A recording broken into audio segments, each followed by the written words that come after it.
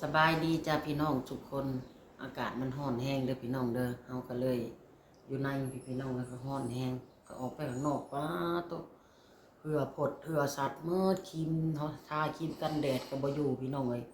ไหลเยิ้มย้อยลงมาห้องค่อยก็บานประตูข่อยพวกพี่น้อง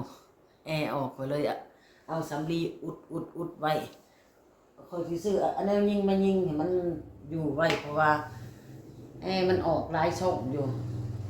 คันได้เงินนี่สิใส่แว่นเลยเนาะพี่น้องเนาะแลนขอบแว่นเลยอัดแว่นเลยแล้วก็แล้วทางนั้นไขออกแล้วก็ทางนอกใส่อันยังกันขโมยใส่แล้วก็แล้วขนาดเนาะให้บ่นี่เด้ให้บ่พี่น้องนั่นมันออกหูทึงนั่นนี่หูนึงแอร์มันออกเบิดเลยคันสิเว้าเลยก็ทางนี้ก็มีหูแอร์ออกแล้วมันเสียค่าไฟเลยเนาะพี่น้องเนาะคันสิเว้าเนาะพี่น้องเนาะบัดนี้ข่อยก็สิมาเว้าเรื่องคอมเมนต์พี่น้องเอ้ยคอมเมนต์คลิปเมื่อวานนี้เพิ่นคอมเมนต์มาว่าให้ข่อยเนาะเพิ่นก็คอมเมนต์มาเว้าให้ว่าข่อยนี่เอาแต่เรื่องของคนอื่นมาเว้ามาดราม่าเพิ่นว่าน่าเบื่อเหลือเกินข่อยก็อยากบอกเพิ่นผู้คอมเมนต์ว่าน่าเบื่อก็เลื่อนผ่านเด้อจ้าน่าเบื่อก็เลื่อนผ่านโลดบ่ต้องเข้ามาเม่นบ่ต้องเข้ามาว่าให้ข่อยดอกคันหน้าเบื่อก็บ่ต้องเบิ่งค่ะทุกคนเขาก็บอกเนาะจ้าเนาะอันผู้เพิ่นเว้าเด้อพี่น้องเฮาเว้าเฉพาะคนเนาะเฮาขอย้ำก่อนว่าเว้าเฉพาะผู้เพิ่นเม่นมาว่าให้ข่อยเนาะคือเรื่องของลูกเสี่ยวจอยหั้นนะเฮาบ่แม่นว่าเฮาอยากเว้าเองพี่น้องเอ้ยเสี่ยวจอยเป็นคนเว้าเองเราก็พอใจเว้าเราก็พอใจให้ถ่ายคลิปแล้วก็เว้าโลดเว้าในคลิปโลดเราก็พอใจเว้าเองพอใจให้ถ่ายคลิปเองเสี่ยวจอยนะเราบ่ได้เว้าหยังเลยเราเป็นเจ้าของเรื่องเรายังบ่ได้เว้าหยังส่วนบ่แม่นผู้เป็นเจ้าของเรื่องนั้นเสือกแล้วพี่น้องเอ้ยผู้ว่าโอ้ยวุ่นวายเรื่องของคนอื่นฮักผู้เพิ่นบ่วุ่นวายเรื่องของคนอื่นน่ะข่อยเงิดหลายคอมเมนต์มาไว้ขนาดจวดว่าแต่มีเรื่องเสือกเลยเพิ่นมาโลดแหละมาว่าให้โลดแหละเรื่องของอันลูกเสี่ยวจอยเลยกับลูกเคยห่างเรานั้นเราก็เป็นคนเว้าเป็นคนพอใจเว้าเราก็บ่ได้ว่าหยังเราเว้าก็เว้าโลดถ่ายโลดเสียงบ่ได้อายนะความจริงมันเป็นสิ่งที่บ่ตายล่ะว่าเสี่ยวจอยว่าจังซั่นเสี่ยวจอยเราก็ให้เว้าให้ถ่ายเราเป็นคนเว้าเองบ่แม่นว่าข่อยนี่นั่งเว้าคนเดียวเนาะเราว่าโอเคเว้าโลดเราพอใจคันสรุปแล้วก็คือว่าเราพอใจหั่นแหละพี่น้องเอ้ยเนาะเฮากันเนาะเฮาจังถ่ายได้คือเรื่องของเอื้อยนางทองคือเรื่องของนางทองเรื่องของลุงพงษ์นี่คืออยากบ่อยากกับมันพัวพันกับข่อยพี่น้องนางทองอยู่ร่วมข่อยแม่นบ่เลยข่อยก็ถ่ายคลิปข่อยถ่ายคลิปกับลุงพงษ์มันจักปีแล้วผู้คอมเมนต์นะควรพิจารณาเบิ่งก่อนเด้อเรากับพอใจให้ถ่ายลุงพงษ์เราบ่ได้ว่าอีสังนางทองอยู่ห่วมข่อยเรื่องเรามีเรื่องมันหยังก็ต้องแม่นข่อยเป็นคนรับผิดชอบหมดทุกสิ่งทุกอย่างกับชีวิตเราอยู่แล้วและข่อยถ่ายนะมันมีปัญหาหยังบ่สำหรับเจ้าว่าข่อยเอาเรื่องของผู้นั้นมาเว้าเรื่องของผู้นี้มาเว้าเรื่องของคนที่เขาพัวพันกับข่อยจังเว้าเนาะพี่น้องเนาะเขาบ่พัวพันอยู่นำข่อยสิไปเว้าเรื่องเขาเฮ็ดหยังเลยข่อยก็บ่เป็นคนเสือกขนาดนั้นคือผู้คอมเมนต์นี่ไม่เกี่ยวอีหยังล่ะถามก่อนถามผู้คอมเมนต์นั่นมันเกี่ยวอีสังล่ะเรื่องของเขา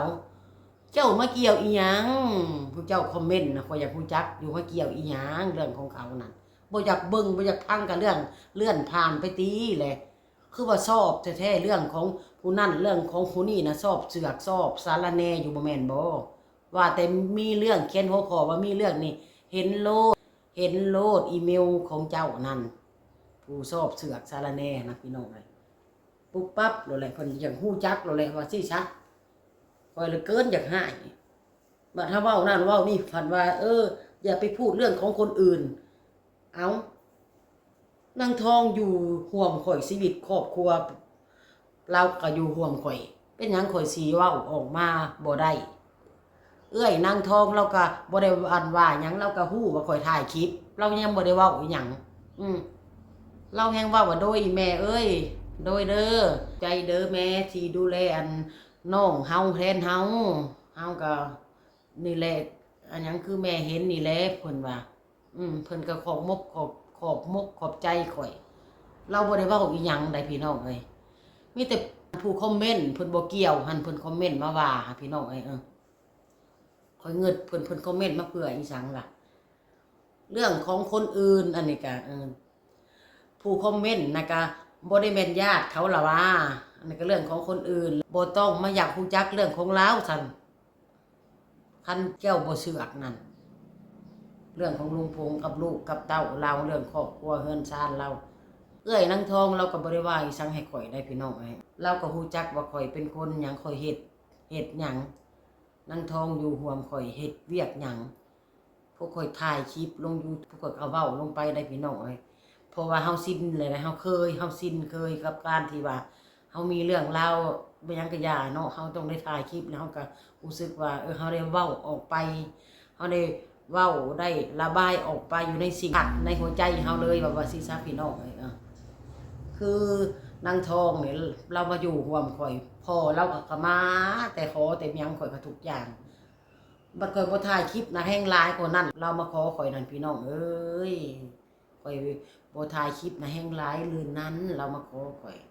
บางมื้อข่อยก็บ่ได้ถ่ายลูกมาได้เห็นหน้าแล้วโลดมักเพชรปลาแดกเป้งนัวบ่ขาดอันนึงก็ขาดอย่างนึงก็ขาดอย่างนึงโลดใจละมื้อมาหากะมื้อเช้านี่แล้วมื้อเช้าก็ยังเห็นอยู่เห็นหยังขึ้นมาเสียบแบตน่ะสิ่งที่ข่อยบ่ถ่ายมันก็มีหลายอยู่ข่อยซอยเหลือเรากับลุงพงษ์หันพี่น้องบ่แม่นว่าข่อยถ่ายแค่อันนั้นเห็นแค่เห็นนั่นมันบ่แม่นเด้อจ้ะทุกคนเด้อบางเรื่องข่อยก็บ่ได้ถ่ายแล้วบางสิ่งบางอย่างข่อยให้เราข่อยซอยเหลือเราข่อยก็บ่ได้ถ่ายเอาได้พี่น้องเอ้ยข่อยสิว่าซี่ซะลูกเราก็แม่นข่อยเลี้ยงมาแต่น้อยจนเฒ่าใหญ่พวกเจ้าก็ย้อนเบิ่งในคลิปมันคลิปตั้งแต่นางทองยังน้อยคันหัวคันเหาเกาขี้กาขี้ฮิตอยู่ในไสเอื้อยเราอยู่ไสแม่เราอยู่ไสคือว่าอันนั้นเขาไปทางไผทางมันก็ข่อยนี่มาล่างมาเสิร์ฟเอาก็สิเว้าเรื่องของครอบครัวเราอะไรมันสิเป็นอีหยังแหละเราก็บ่ได้คัดค้านหยังใดลุงผงก็เอื้อยเราก็บ่ได้คัดค้านหยังได้เลยอันนี้นะมีแต่ผู้ที่ว่าไม่อยากรู้เรื่องของคนอื่นอะไรหักป้าต้องว่าแต่เฮาเขียนหัวข้อว่ามีเรื่องเนาะรูปเข้ามาแหละอันนั้นแหละอันผู้คอมเมนต์อะไรพี่น้องตัวดีเลยแหละคอมเมนต์เว้าให้ข่อยนะว่าเอาเรื่องของคนอื่นมาเว้าหันเพิ่นนั่นตัวดีเสือกเรื่องคนอื่นน่ะเพิ่นน่ะตัวดีเลยแหละพี่น้องอันนี้เฮาเว้าเฉพาะคนเด้อจ้าเฮาเว้าเฉพาะคนนะคะขอย้ำเด้อพี่น้องเด้อเว้าเฉพาะคนเฮาบ่ได้รวมนะพี่น้องเอ้ยเฮาเว้าเฉพาะว่าคนที่ว่าเว้าให้ข่อยว่าข่อยน่ะเอาเรื่องของครอบครัวคนอื่นมาเว้ามาว่ามาออกคลิปออกคลิปนี่นะข่อยก็สิบอกเพิ่นอธิบายให้เพิ่นฟังให้เพิ่นเข้าใจให้เพิ่นนักแน่นในใจขึ้นถ้าเพิ่นบ่อยากรับรู้เรื่องของคนอื่นก็ขอเชิญเพิ่นเด้อออกไปเฮาก็บ่ได้ว่าหยังข่อยก็บ่ได้ให้บ่ได้หยังข่อยก็บ่ได้รู้จักเราซ้ำไปบ่ได้เคยเห็นหน้าอีกส่วนพวกเจ้าเห็นหน้าข่อยส่วนเจ้าน่ะแต่ข่อยบ่ได้เห็นหน้าผู้คอมเมนต์มาได้แหละคันบ่อยากเบิ่งก็เลื่อนผ่านข่อยบ่ได้ว่าอีหยังเป็นต้องมาเว้าให้ข่อยเพราะว่าเรื่องนี้ข่อยก็เรื่องเสี่ยวข่อยก็โอเคให้ข่อยถ่ายเรื่องของนางทองก็อยู่ร่วมข่อยอยู่แล้วเอ้ยนางทองเราก็บ่ได้เว้าหยังพอนางทองเราก็บ่ได้เว้าอีสังญาติพี่น้องเราก็บ่ได้เคยให้เคยติอีหยังผู้คอมเมนต์เว้านะมันแม่นไผและญาติส่วนใดของเราขอถามแหน่จังสิมาเว้าแนวนั้นแนวนี้ไม่ชอบดราม่าอย่างนั้นไม่ชอบดราม่าอย่างนี้ถ้าคลิปข่อยนั่งกินแต่ข้าวมดมื้อมดเว้นนั้นเจ้าสิเข้ามาเบิ่งบ่ผู้คอมเมนต์เว้าให้พี่น้องเราสิเข้ามาเบิ่งบ่เรานั่นมันต้องมีเรื่องให้ก่อนเราจังสิเข้ามาคอมเมนต์ว่าหาเรื่องให้เฮาคอยเว้าให้เฮาคอยเสาะหาความผิดพลาดเฮาอยู่หม่องใดกูสิเอาความผิดให้มึงจนได้ผู้เขาสั่งเฮาหั่นนะพี่น้องก็เงิดเพิ่นคอมเมนต์นั่นแหละเงิดเพิ่นหลายบ่มักแฮงอยากฮู้จักเรื่องราวของคอยจับผิดเฮาเอาเรื่องของคนใดมาเว้ากับผิดเพิ่นเอาเรื่องของคนใดมาเว้ากับผิดเพิ่น ส่วนเจ้าของเขาบ่ได้เว้าหยังจักมิดเลยเด้อค่ะทุกคนเด้อเขาบ่ได้เว้าหยังเขาพอใจเขาเต็มใจทุกคนบ่แม่นว่าข่อยไปยัดเยียดบังคับบีบข่มเหงเขาอันนั้นมันผิดเด้อค่ะพี่น้องมันผิดกฎหมายเด้อค่ะบ่ว่าอยู่ลาวอยู่ไทยเนาะพี่น้องเนาะอันนี้เขาเว้าเฉพาะคนเด้อค่ะทุกคนเด้อย้ำอีกทีหนึ่งนะเดี๋ยวเข้าใจผิดเนาะผู้อันนั้นผู้เพิ่นฮักเพิ่นแพงเฮาก็มีหลายมีเยอะแยะพี่น้องเอ้ยเพิ่นก็เข้าใจเพิ่นเบิ่งแล้วเพิ่นก็ฮู้เรื่องเพิ่นเบิ่งเฮามาตั้งแต่3ปี4ปีขึ้นหลังข่อยเฮ็ด YouTube มานี่ก็4ปีนี่และสิ5ปีแหละพี่น้องเอ้ยท้องอยู่ความข่อยก็4ปี5ปีนี่เลยลุงพงษ์น่ะข่อยก็จนเมื่อยซอยเราแหละ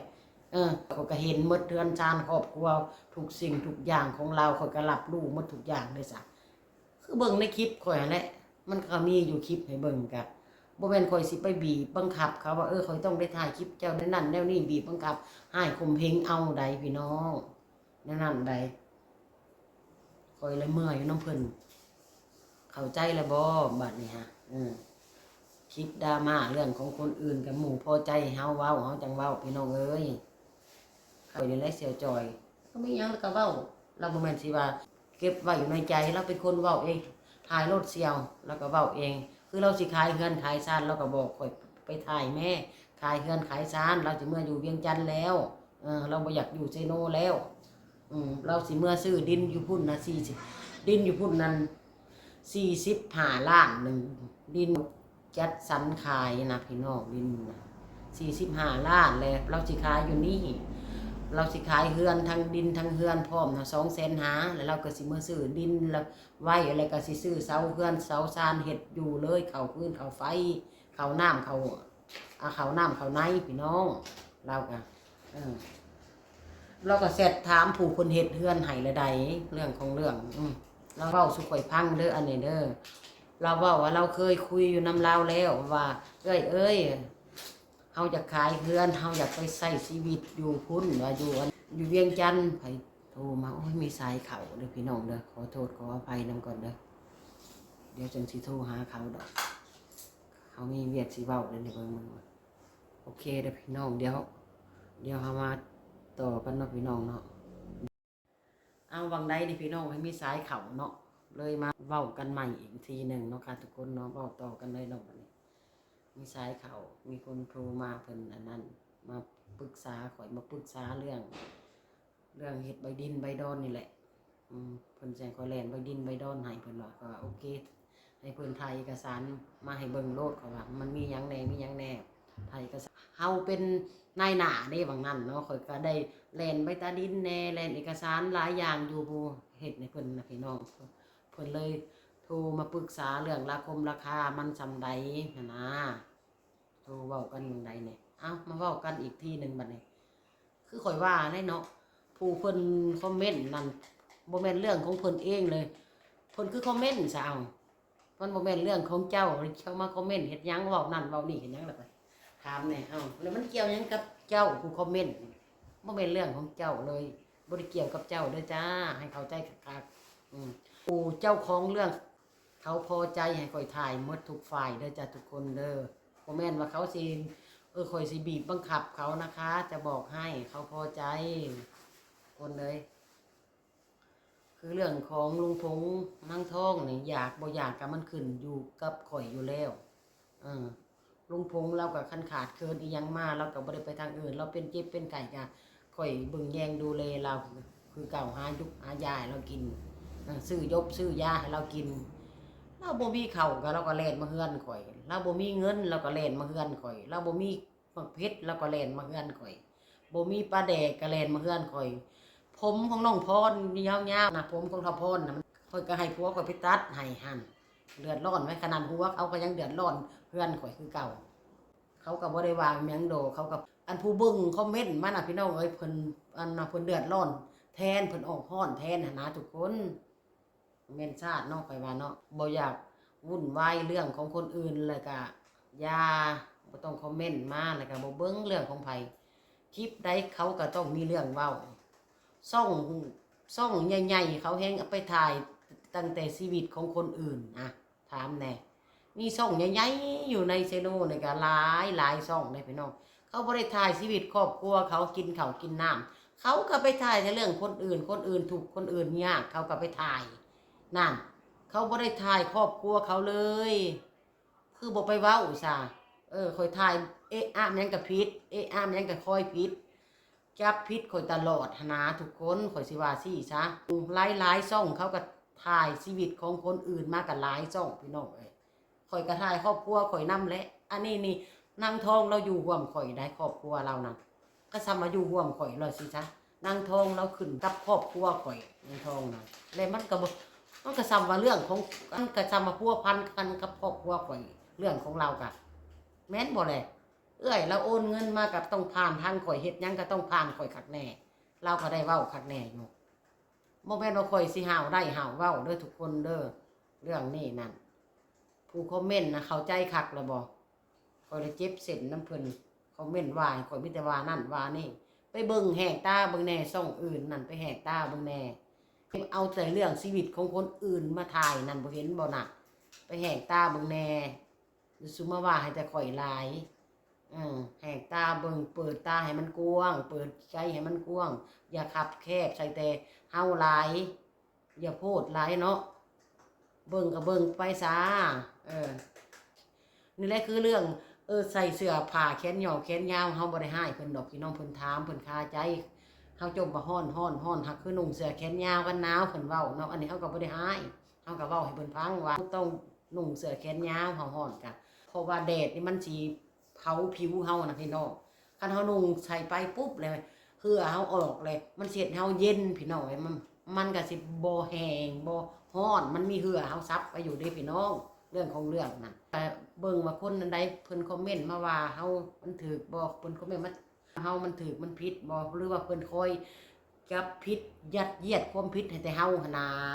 มันก็มีหลายอย่างเลยทุกคนเลยเอาคลิปนี้ก็สิพอเด้อพี่น้องเด้อสิพอซ้ำนี้เด้อจ้าทุกคนลาไปก่อนเด้อผิดพลาดประการใดก็ขอโทษขออภัยน้อง FC ทุกคนขอย้ำว่าเว้าเฉพาะคนเนาะจ้าเนาะลาไปละจ้าคลิปนี้พอกันคลิปใหม่เด้อจ้า